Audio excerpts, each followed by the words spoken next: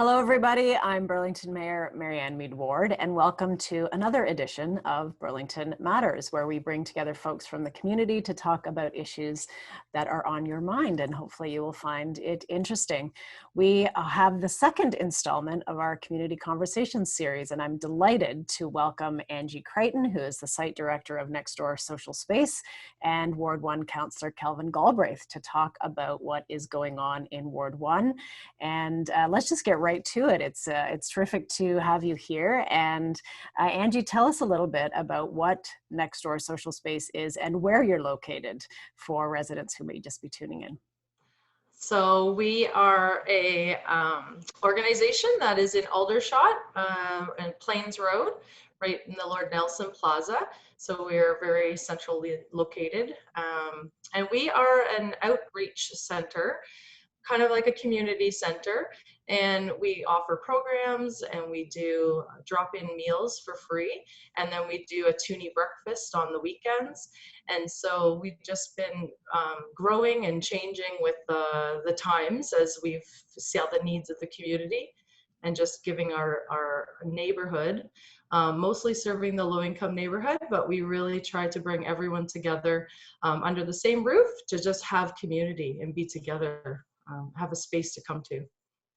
That's awesome. Back in the day when we could still gather, and those days are coming back soon, sooner than we think. So hope is on the horizon. I was at one of those toonie breakfasts, and it was amazing food. It was such a great vibe, great energy, so positive to be out on a Saturday morning. It was a great start to the weekend. Mm-hmm. I want to come to you now, Kelvin. When did you first learn about the Next Door Social Space and what is going on there, and your thoughts about what this means for your community as the Ward 1 representative there? Thanks for the question, Marianne. I did learn about them prior to being a counselor here, working with them through the Aldershot BIA. But becoming a counselor, I realized how important a little group like this was. It really does bring a community feel to that end of Aldershot, and the social gatherings and the events that they hold there are very important to the local community. I participated in the one event that included both the organizations Next Door Social Space and the Rolling Horse Bike Shop. We did a tour of Aldershot, and it was fantastic, and we all had we ate breakfast in the Next Door Social Space, and then we went for a bike ride. There was a few different options, and it's just a great little community space in Aldershot. So it's very important to the local community to have it. So Angie, yeah, let's pick up on that. And it, like I said, the energy was just so positive and welcoming. You really got the sense that this was, it's more than food, it's more than cycling. Tell us about why it was formed and how long you've been operating there. So it began in 2012, where we actually secured our own space so that we could have everyone come to a central location. And so we were over at in the plaza down the street where Compassion Society is. Mm-hmm. And then when space opened up in the plaza where the Lord Nelson is, we felt that we needed a bigger space, we needed more space. And then the business went down beside us, and so we decided to double our space. So now we have 2 units in that plaza, and we're very thankful for this space because we developed a commercial community kitchen, and we're able to follow public health guidelines and be able to offer our space also for rental for people that are starting up doing small businesses, baking or cooking for different events, caterers. And so it's been really neat to see some different local newcomers be able to come and cook their food in our space and then sell it because they have a certified commercial kitchen, and we keep the cost very low so that we can offer that to our community members. And we felt that we needed this space because we heard from the community. I lived in the community for 4 years directly just behind Next Door Space. And what I saw was just a real lack of anywhere to go, or instead of just sitting at McDonald's, it was just like, that's the only place people felt that they could go. They come out of their apartment buildings and where am I going to go? And I felt like we need to have a place, we need to have a space right where the many people walk in that neighborhood, and that we needed to have a place where people could come, sit down, hang out, maybe have a program to do, something to be involved in, learn something, and then just be able to have a coffee and meet neighbors and be together, and just create community instead of having loneliness and isolation that so many people that live in high rises can feel at times when they don't have family and they may be far away, they don't drive. So this gave us a place people can walk down, come get off the bus, wherever they may come from, because we have people outside of the community as well. But directly, we would say the people in the neighborhood are coming to our doors and being part of being together. It's like a community center. Mm-hmm. Thank you for doing that for us. With good food being served. What's that? With good food being served. Well, you can't go wrong, right? Yeah. I'm going to come back to the food, and we're taping this right before lunch, so I'm feeling very hungry right now. We'll come back to that. Kelvin, I want to come to you now in terms of what this has meant for your ability to connect with people in your community, your constituents, how this has helped you do that, and what organizations like this do to help you do your job, essentially. Yeah, it's great to have them in terms of promoting their calendar. We're always looking from my office for community groups to add to our calendar and newsletter. People go to my newsletter to see what's happening in the community, and this is one community group that sends us all of their events, and we put that in our calendar and promote them as best we can. And of course, I try and attend as many events as I can there, and that gets me present in front of community members, and I really thank them for offering what they have. And in addition, they provide food security to the community. We have a number of organizations, including the Compassion Society, the St. Matthew's Church, and Next Door Social Space, although you can't be open during the pandemic, but there's still programs, and I think you've offered some bagged food programs and whatnot during the pandemic, and that that really offers that security for food, which has been scarce during the pandemic to many families. So couple of points there, but it's just great to have them in the community. Mm-hmm. Yeah, I do want to pick up on that last line of thought around the impacts that COVID has had. Mm-hmm. So what are you able to offer right now with the current restrictions, and what are you kind of looking forward to being able to offer once we're out of this, which we will be soon? Mm-hmm. Okay. So during the pandemic, we only had 1 week from when they put us in lockdown last March, where we were just like figuring out, how are we going to respond to this? What's it going to look like? And so quickly we just, we decided to join forces with Wellington Square United Church, and they're doing the meal bag program. And so it's ready-made meals, and we are a kitchen site that's cooking, and we bring all of our cooked food. And so we do around 300 plus soups, stews, salads a week over to Wellington Square. Wow. Yeah. And so participating in their meal bag program, which the last statistics I got is they were doing over 2,000 meals a week.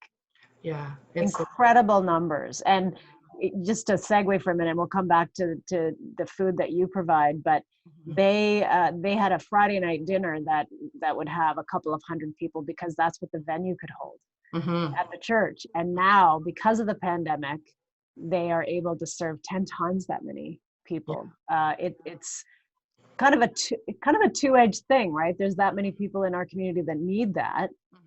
But thankfully there's organizations like you. So I wasn't aware of that connection, which is really neat. So you do soups and salads as part of that right now, which is great. Entire year and a bit. So we've been doing that. Yeah.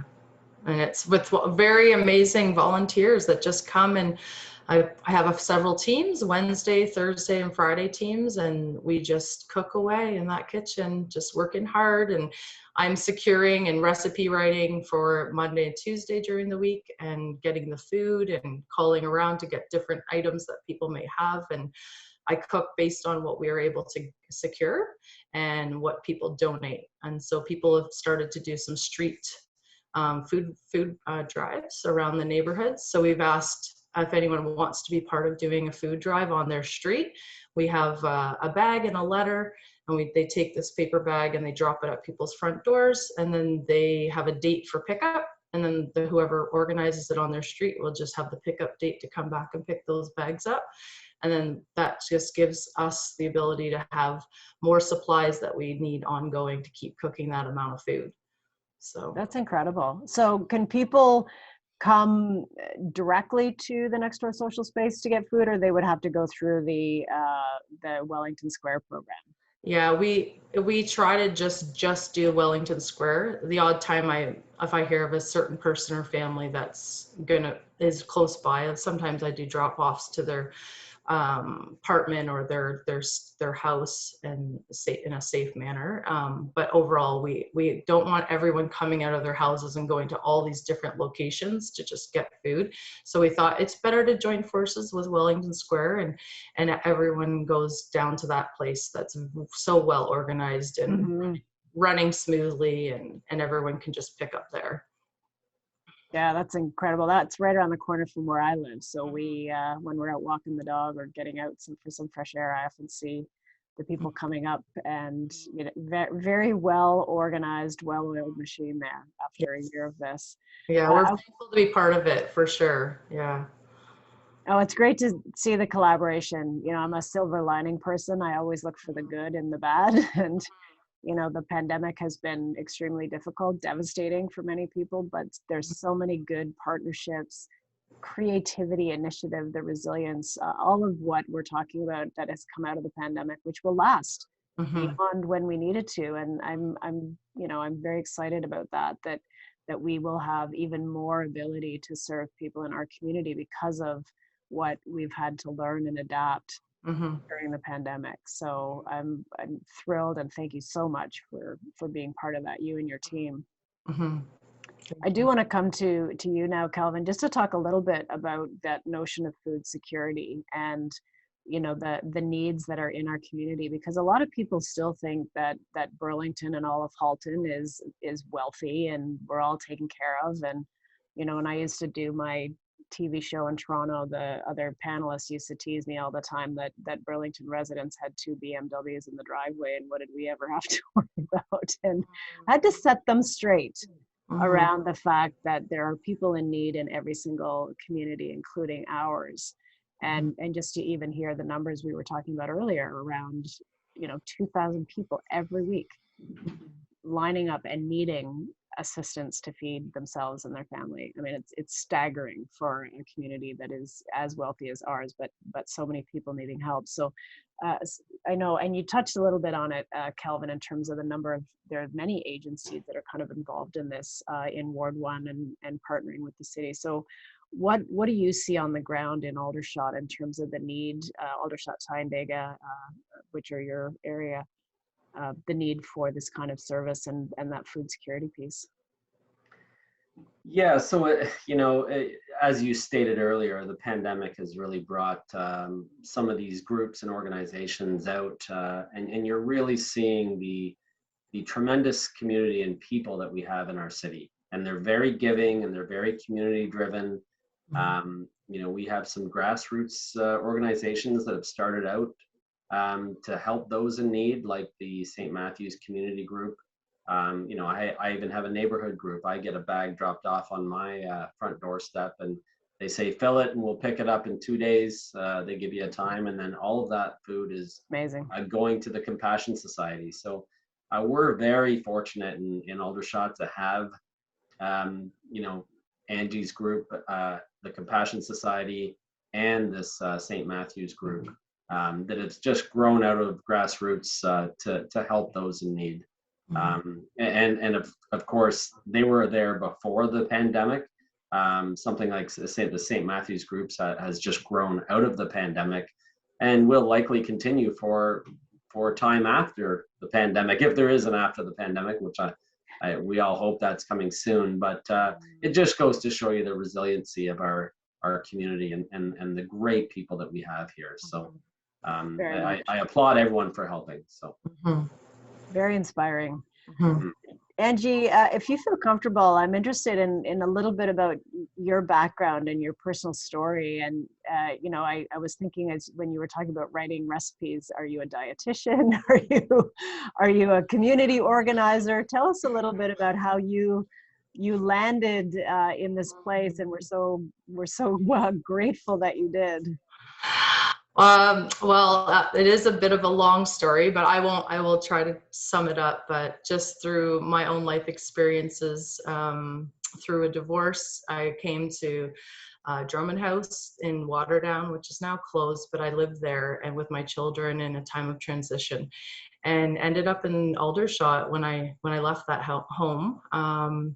And found myself in a brand new setting that I'd never been in. I was raised in the country north of Coburg, and had a huge country garden. And I took all these things for granted, growing up in a middle-class home, having a garden and lots of space and being outdoors. And I was a former AAA athlete.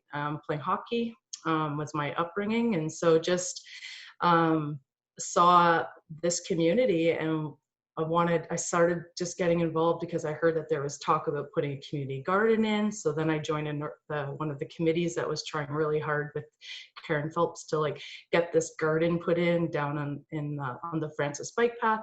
And then I heard about there's maybe ideas about a ball hockey court going in Warwick, Surrey, and I was all over that. Joined that committee, started trying to push for that. That happened. And then we wanted to I saw nobody really using the ball hockey court in Warwick, Surrey, because none of the kids in Warwick, Surrey play hockey. So I was like, so we started a ball hockey program through Next Door Space. So that was running for 4 years until COVID.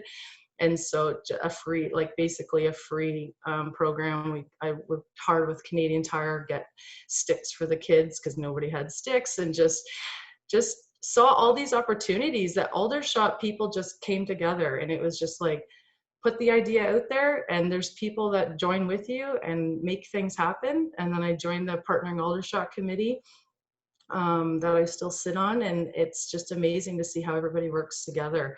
And so when I came to Next Door Space, I wanted to have a ladies' coffee hour. I'm a Christian, and so I wanted to just give hope to people. I wanted to have them have a place to come and be encouraged and be supported, and have a women's support group. So that's what I started with Next Door Space, and that was running right up till COVID as well for 7-8 years now. And it's just every woman is invited to come out when they can bring their kids, because most of them don't have childcare. And it was just really to connect with neighbors, connect with people. We're humans, and no matter where we've been, we all have a story. We all need to have support. And a lot of the neighborhood folks don't have healthy, good family. And so we've become like a family for each other. And it shows, because it's roots that are established, just like the garden. And so I run a community garden, and that's started up with already in the last week or so. So we get a plot down at the Francis Bike Path, and I share that with about 10 other families. And we just have an opportunity to grow vegetables, teach them, touch the earth. And so I don't have any papers as in like a dietitian or anything like that. I'm just a hobby chef, and I grew up in the country, and I know how to garden. And so I just share what knowledge I have, and we learn together. So that's kind of how things just unfolded. I could never have planned it. It just has come step by step, year after year, being in this great community. What I find so inspiring about that is that the thread through that whole journey is that you saw an opportunity and you did something about it. And opportunities are all around us all the time, right? If we just open our eyes and look and see where we can step into a need. And you did from the very beginning. You took your own personal experience of needing to connect with people and found a way to Mhm. be a connector for everyone in your community. And it's truly inspiring. And really, there are needs and there are opportunities around us all the time, every day. If Mhm. we open our eyes to see and figure out how to be productive and just to see the community creativity Mhm. stepping into those needs all around us all the time through this pandemic has been incredibly inspiring. Mhm. I want to come to you again, Kelvin, and because you mentioned Karen Phelps, you mentioned that there are people that have been active in that area for a long time, and I know there's a sort of a rich tradition certainly in Aldershot and elsewhere in the city, but we're talking about Ward 1 here, Mhm. um, that of community groups and people coming together. What can you tell us about some of that history of just people rolling up their sleeves and getting involved in the community to make it better? Yeah, I mean, Aldershot is a real special place for community groups. There's so many groups that it's hard to list them all, but we have a fantastic group called the Partnering Aldershot Group, which brings all of these groups together. I won't get into too much detail because it's going to form the basis of our next show, but it does say a lot to the community that we have all of these groups, and I'm sure many other communities would be jealous to hear of all the groups that we have, and we all get together in the Partnering Aldershot group to share what's happening within our group. I belong to several of the groups that go into Partnering Aldershot, and then some of the leaders sit in Partnering Aldershot and exchange. Um, I see the exchange of ideas and sharing of information going on at the table, and it's really special. And I mean, you can go way back to even we had the Plains Road Village Vision Group, I was which thinking about that one. Yeah. yeah, which went to look at what do we want our community and Plains Road to look like in the future.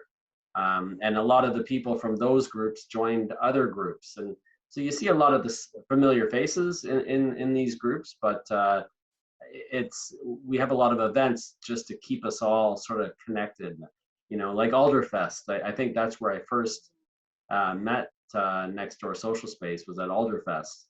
And then the BIA has sort of pulled a lot of these groups together in their markets. So, they host the community markets, which, next door's, the Rolling Horse Bike Shop has bring your bike to the market and you'll get it fixed, or bring your appliance to the market and you'll get it fixed by a volunteer Aldershot group. It's just, there's many little organizations and collaboration happening that's very special. I feel very fortunate to be living here and contributing as much as I can.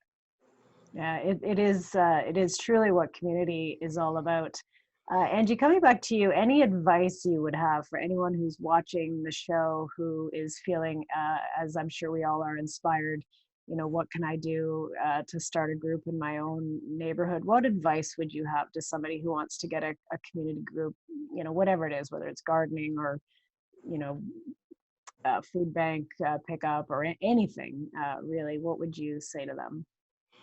I think, like, kind of connecting to what you said earlier, is just have an opportunity and get the idea and just go with it. Like, get a couple people, ask your neighbors, ask a friend, say, let's go out and do this one thing, whatever that is. And it's amazing what response the neighborhood has. I think people just think it's, what a great idea, or I should have thought of that, and just run with it and then start from there. And then it can grow or branch off, and you can focus it more as it grows. But just do the one thing. Everybody's able to do that, and we saw so much of that through the pandemic, where the news would highlight different kids, adults, all ages, doing all kinds of amazingly creative things to get community together or help a cause. So I think that's, just take that step and do that. And we have a fundraiser coming up on June 5th. And so if people want to be part of that and help out in any way, whether it's giving or ordering food, we'll have that on our website, a link. But we're going to have a gourmet sandwich. We're going to have an Asian salad bowl, noodle bowl that we're doing as a fundraiser. And then we're going to have the Toonie breakfast, a few items for the Toonie breakfast starting on June 5th. And so we'll have a link to pre-order, and then we'll also be able to have people just come if they're not online and they don't catch all that, they can come and order on June 5th. So yeah, and then we have tell us about the fundraiser, since that's coming up. So we have a need to keep raising funds because we're a charity, and we lost one of our funders that normally their campaign didn't do well, so now we don't have their funds. That normally was a small portion of our fundraising, and so we're just trying to be creative as well, and how can we make some money, and so to keep the lights on and keep things going. And so that's happening, June 5th. And is that a virtual event of some kind, or you mentioned a meal? Is it it's a pre-order meal, so you can pre-order your breakfast, and then you can get the gourmet items and have them later on and save them for dinner or have them for lunch. So it's basically 2 meals in one day, but we'll have a tab for pre-ordering and e-transfer. And then if people aren't online, then they can come in person and order at the door. We'll have a table. It'll be outside, so they'll just order. It'll be a pickup. Yeah. Okay, great. And then tour to Aldershot for the bike ride will run in the fall. So it's great. Lots of great things coming up. So they can find you online on your website, I'm assuming. Yeah. I'm hungry. I'm going to go on there and order my meal. It sounds awesome. Thank you so much. Angie Crichton, Site Director for Next Door Social Space, and Kelvin Galbraith, the Ward 1 Council member for this area. Thank you so much for being here. I found it truly inspirational. I know our people watching will, and I'll be having Kelvin back on because there's so many awesome things happening in Ward 1, lots of community groups. Thank you so much for being part of our community conversations and spreading inspiration throughout the city through the show. Signing off, thanks for tuning in, everyone, to Burlington Matters.